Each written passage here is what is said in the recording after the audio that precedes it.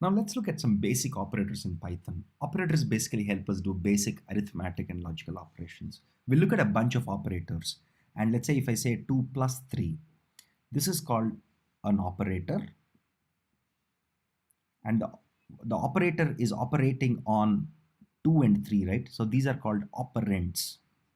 These are called operands, right? This is called an operator, and both 2 and 3 are called operands. Just to get the terminology here, right? Okay, having said that, let's go and look at a bunch of examples, right? So we have all these arithmetic operators. We'll go and see what each of them are. I would prefer to execute some of this just to show you. So imagine if so this is assigning 10 to x and 20 to y, and I can just say this is simple addition as you would expect. I can of course do subtraction, very simple, straightforward. Again, of course, 10 minus 20 is minus 10. As you can see the output here, this is, let me just highlight the output for you. This is where the output is, just FYI. Next, if I can of course do simple multiplication, ding dong ding, straightforward, and of course division. Of course, 10 by 20 is half. Here is an interesting operation. I'll just not use the same things here. Suppose if I have 15 percentile 2, right? This is your percentage symbol. So what it does is, so for those of you who do not know what this percentage operator is, it's also called a modulo operator. What it does is, it divides 15 by 2, so 2 sevens are 14. It gives you the remainder that you get, which is 1 in this case, and that's what is the output of 15 modulo 2. It's nothing but what is the remainder that you get when you divide 15 by 2. Those of you who have some familiarity with any programming language would immediately recognize this. Okay, the next thing is a floor operator. For example, if I just say double, if I do double division symbol instead of using a single division symbol. Okay, let's do 15 by 2. 15 by 2 is 7.5.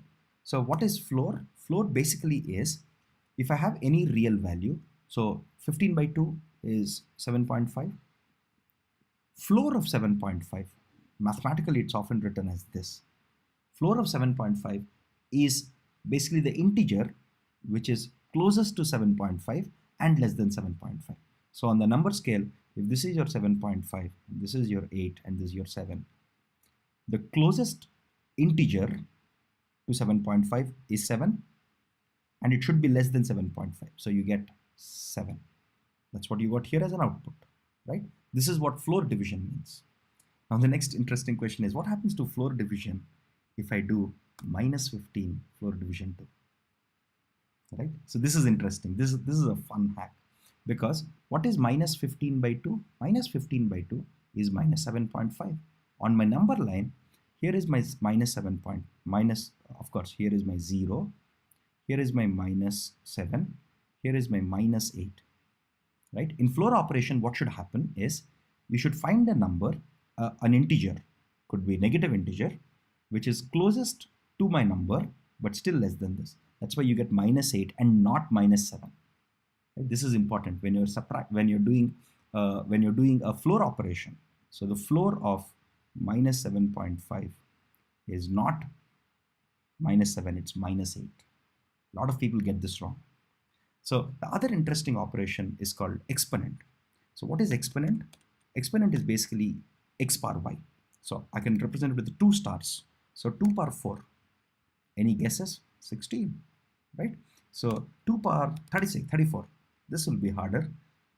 Of course, I couldn't have guessed it. Okay. So what it's doing is, it's basically computing x. So if this is x and this is y, it's doing x power y. So if you have x star star y, this is nothing but x power y, right? So we also have the exponent function, exponent operator in Python, very nicely and useful for us. Again, all these mathematical operators will come in extremely handy for us. Again, then we have all these basic logical operators. So of course, and what the output is basically Boolean, they give us Boolean outputs. For example, if I just run this snippet of code here, of course, A is 10, B is 20, and so is print A less than B. Of course, A is less than B, so it prints true here, right? We have your, this is your greater than operation, this is your less than operator, This is your double equal to. Is A equal to B? This is A not equal to B, greater than equal to, and less than equal to.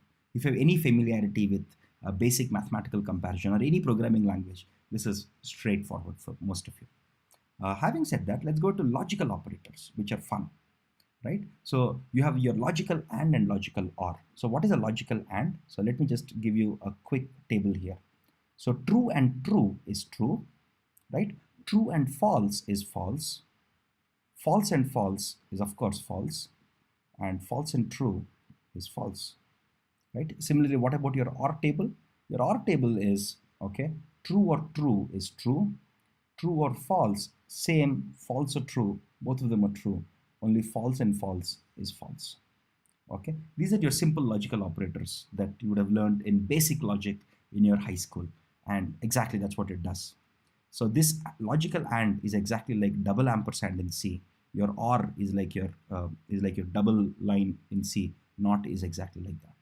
Okay, so instead of using these symbols in Python, you can just explicitly call them out with names. Next comes a very interesting topic called bitwise operators. These are a little tricky. Only computer science folks typically understand what these bitwise operators are, but they're very, very straightforward. Let's go and understand. So A equals to 10, B equals to 4. So how is 10 represented in binary representation? So A equals to 10. So what is 10? 10 is, 10 is basically, you can write it as 2 power 3 plus 2 power 1, right? So this is 8 and this is 2, so that's 10. So this is 2 power 0, 2 power 1, 2 power 2, and 2 power 3, right? So 0 here because there is no value here, 1 here, 0 here, and 1 here. This is the Boolean representation or the binary representation of 10, right? Similarly, so this is what your 10 is represented in binary. What about 4, right? 4 can be represented as 0, 1, 0, 0, because 2 power 2 is 4, right? So this is how you represent it. Now when you say AND, this symbol is a single ampersand, right? When you do it, it does a bitwise AND. So 10 and 4 is, now you do, okay, 0 and 0 is 0, 1 and 0 is of course 0, 0 and 1 is 0, 1 and 0 is 0. So what you should get here as output, you should get 0 as output, and that's what you get. Sorry, that's what you get here, right? Similarly, what about OR? Let's just quickly see that. Okay, let's just quickly see OR here. So when you do OR, you get 14. Why? Because again, simply 10 or 4, 0 or 0 is 0, 1 or 0 is 1, 0 or 1 is 1, 1 and 0 is 1. And this is 14, right? Because 2 power 0, 2 power 1, 2 power 2, 2 power 3, 8 plus 4 plus 2, that's 14, right? Works out. Similarly, you can do all these operations like or not. Not basically does the exact, so basically not of 10 would just say, would just flip these into 0, 1, 0, 1. Right? So these are very simple bitwise operators. Those of you who have studied computer science or have any familiarity with programming languages will quickly understand this.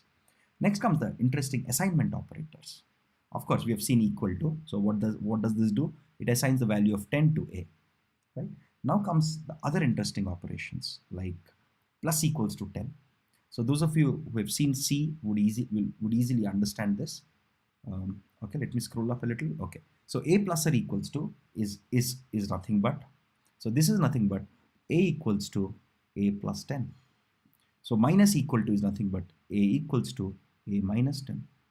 Star equal to is nothing but A equals to A multiplied by 10, and so on and so forth. We have seen the floor division, the modulo operator, exponent operator, etc. It's just exactly the same thing. So whenever you have plus and equal to, basically a basic operator and an equal to, this will just unroll it into this format. This is a more concise representation of this statement, except that there is not much difference here. Okay, so those of you who have some familiarity with C will recognize this immediately. So A plus or equal to 10 should be equal to 20, because A already has a value of 10 here. 10 plus 10 will be 20, right? So again, very, very basic stuff here. Now here comes an interesting thing called identity operators in Python. So there are two such operators. One of them is called is and other is called is not. Right? So let's say I assign a value of 5 to A. Similarly, I assign a value of 5 to B. Now if I say print A is B, surprisingly you'll get it true. Because what's happening internally is, I think we discussed this in one of our previous videos, there is a memory location where 5 is stored and A points to it and B also points to the same object, right? So when you say is it true that A is B? Yes, of course it's true, and hence it prints it, right? Now the same thing is not true for lists. So here if you look at it, I have a list L1 which is 1, 2, 3. I also have a list 1, 2, 3. Right? You might say, okay, probably this list 1, 2, 3 is being created in a memory location and both L1 and L2 are pointing to it. Right? No, this is not true. It's only true for variables like this, for numbers, or for simple variables, not for complex variables like your lists and dictionaries and tuples, more complex data structures. It's not true. Okay, so this returns false for you. What about strings? Even for strings, this is not the same. Even though it's the same string, I have S1 and S2. You might assume that AAIC is a string being created in memory, and S1 is pointing to it, and S2 is pointing to it. And that's true. That's exactly how strings work, right? Because here in this, okay, let's just go here.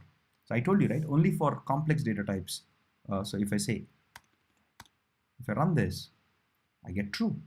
I could say is not, then you get false, right? So even for strings, everything works just like your numbers there, your numbers up here. Okay, only for slightly more complex data types like list, tuples, etc., it doesn't work. There's another very interesting operators in Python called in and not in, which are called membership operators. Let's look at it. Suppose if I have a list LST with 4 numbers 1, 2, 3, 4, I could say 1 in list. If 1 is there in this list, it would return me true. That's what it does. Very, very useful, right? Because now you can say whether an element is there in a list or not, right? You can do this for strings, for lists, for tuples, dictionaries, sets, etc. So let's do another example, right? Let's say I have a dictionary here. This is a dictionary. This is my key 1, this is my value 1, this is my key 2, this is my value 2. So I can search in the keys very easily. If I say is print 1 in D, since 1 is present in the keys, it would print true. Let's go to this code snippet and see what happens if I say is A in D, right?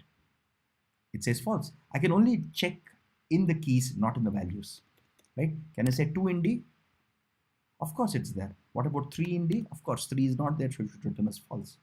So in dictionaries, the in operator is only used to check if a given value is in the keys, in the set of keys. Here this is K1, value 1, K2, value 2. It only works in the keys and not in values, right? That's a membership operator.